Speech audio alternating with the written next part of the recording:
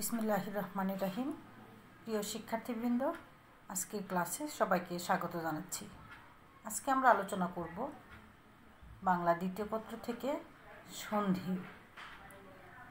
সন্ধি বাংলা ব্যাকরণের ধ্বনিতত্ত্বের আলোচ্য বিষয়। সন্ধি মানে হচ্ছে মিলন, ধ্বনির মিলন। পাশাপাশি দুটো ধ্বনির মিলনকে বলা হয় সন্ধি। অর্থাৎ বলতে পারি সন্নিহিত দুটি ধ্বনির মিলনকে বলা হয় সন্ধি। অর্থাৎ দুটো ধ্বনি যদি পাশাপাশি থাকে, দুটো ধ্বনি মিলে যদি একটি ধ্বনিতে রূপান্তরিত হয়, এই যে রূপান্তরের প্রক্রিয়া, এটাকে বলা হয় সন্ধি। অর্থাৎ আমরা সংক্ষিপ্ত করে যদি বলি তখন সেটা হয় সন্ধি। যেমন বিদ্যা, আলয় দুটো শব্দ, এই দুটো শব্দ আলাদা আলাদাভাবে না বলে যদি বলি বিদ্যালয়, বিদ্যালয়, তখন কিন্তু একটি শব্দ হলো। এই যে বিদ্যা, এইটার শেষে কি ছিল? আ। এর পরের শব্দের প্রথমে ছিল আ। আ এবং আ মিলে একটা আ হয়েছে। এই যে ধ্বনির মিলন ঘটলো, এইটাকে বলা হয় সন্ধি। সন্নিহিত দুটি ধ্বনির মিলনের নাম সন্ধি। এই সন্ধি আমরা কেন করলাম? সন্ধির মাধ্যমে আমাদের উচ্চারণ সহজ হয়। যেমন বিদ্যা আলয়ে যাব না বলে যদি আমরা বলি বিদ্যালয়ে যাব, তাতে কি হলো? আমাদের উচ্চারণ সহজ হলো, সেটা শুনতেও ভালো শোনা গেল। সন্ধির প্রধান উদ্দেশ্যই হচ্ছে উচ্চারণের সহজ প্রবণতা আর ধ্বনিগত মাধুর্য সম্পাদন। অর্থাৎ উচ্চারণে সুবিধা হলো আর শুনতেও ভালো শোনা গেল, শ্রুতিমধুর হলো। এই জন্য আমরা সন্ধি করেছি। মূলত সন্ধি হচ্ছে শব্দ গঠনের একটি প্রক্রিয়া। পাশাপাশি দুটো ধ্বনি থাকলে, এই দুটো ধ্বনি মিলে একটি ধ্বনিতে রূপান্তরিত হলে সেটাকে বলা হয় সন্ধি। এরকম আরও অনেক শব্দ আছে, যেমন হিম, আলয়, এই দুটা শব্দ আলাদা আলাদা, কিন্তু আমরা যদি বলি হিমালয়, আশাতীত, এরপরে আরও অনেক শব্দ আছে যেগুলো আমরা সন্ধির মাধ্যমে করে থাকি। আরও আমরা বিস্তারিত আলোচনা করব। এবার আমরা দেখব যে আমরা যে সন্ধিগুলো, সন্ধিবদ্ধ শব্দ ব্যবহার করি, এই সন্ধিবদ্ধ শব্দ কিছু আছে বাংলা শব্দ আর কিছু আছে তৎসম শব্দ। এখন আমরা আলোচনা করব বাংলা শব্দের সন্ধি নিয়ে। বাংলা সন্ধি দুই রকমের। বাংলা সন্ধি কয় রকমের? দুই রকমের। একটা হচ্ছে স্বরসন্ধি আর একটা হচ্ছে ব্যঞ্জন সন্ধি। প্রশ্ন হতে পারে বাংলা সন্ধি কয় রকমের? স্বরসন্ধি ও ব্যঞ্জন সন্ধি, এই দুই রকমের বাংলা সন্ধি রয়েছে। স্বরসন্ধি কাকে বলে? স্বরধ্বনির সঙ্গে স্বরধ্বনি মিলে যে সন্ধি হয় তাকে বলা হয় স্বরসন্ধি। স্বরসন্ধির সঙ্গে আমরা বলতে পারি স্বরধ্বনির সঙ্গে স্বরধ্বনি, অর্থাৎ দুটো স্বর মিলে এই সন্ধিটা হয়। আমরা সংজ্ঞায় লিখতে পারি স্বরধ্বনির সঙ্গে স্বরধ্বনি মিলে যে সন্ধি হয় তাকে স্বরসন্ধি বলে। দেখো, আমরা যদি একটি উদাহরণ দিই তাহলে কিন্তু বিষয়টা আরও পরিষ্কার হবে। যেমন 100 যোগ 1 কি হলো? শতেক।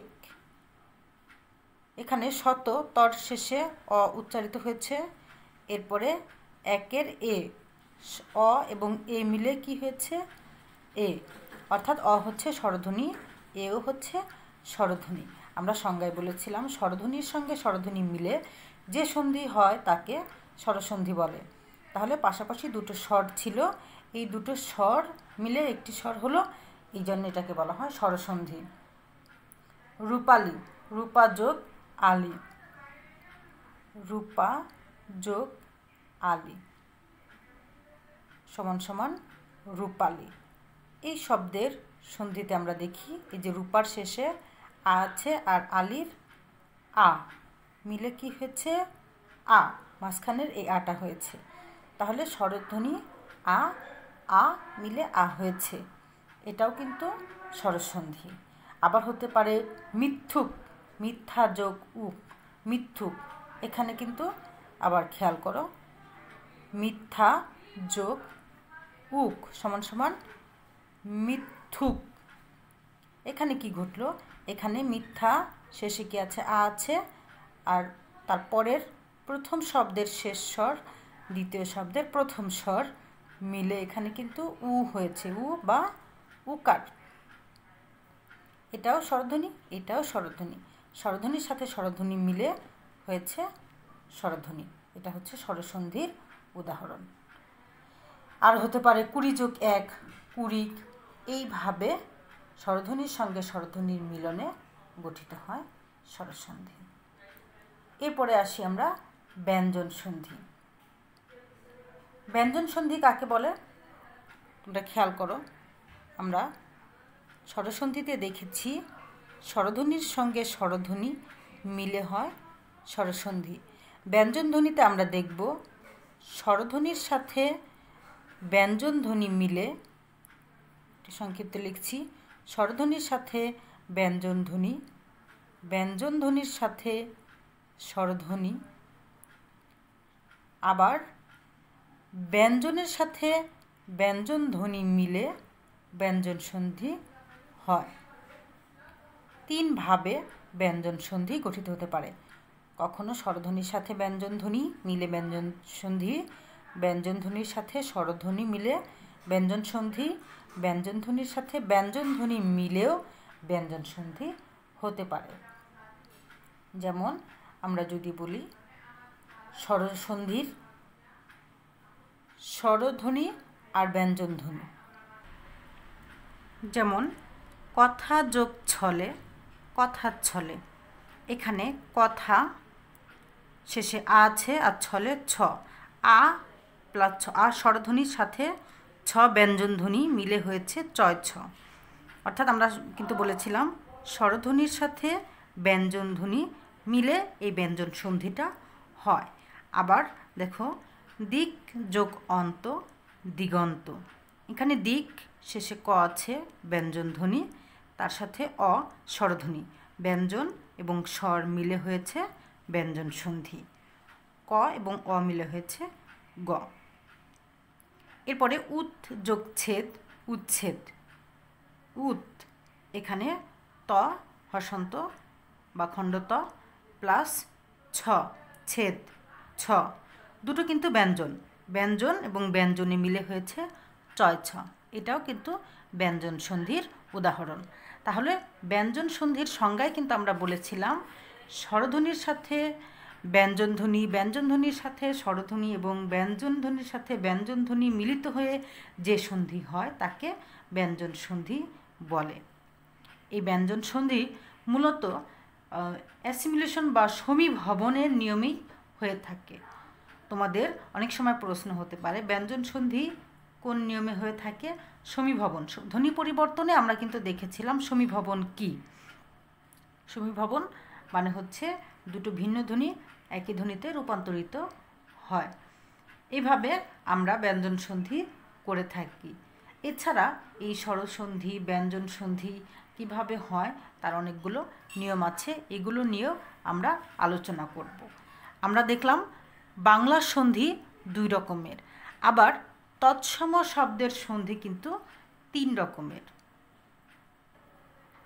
তৎসম সন্ধি 3 প্রকার: স্বরসন্ধি, ব্যঞ্জন সন্ধি, বিসর্গ সন্ধি।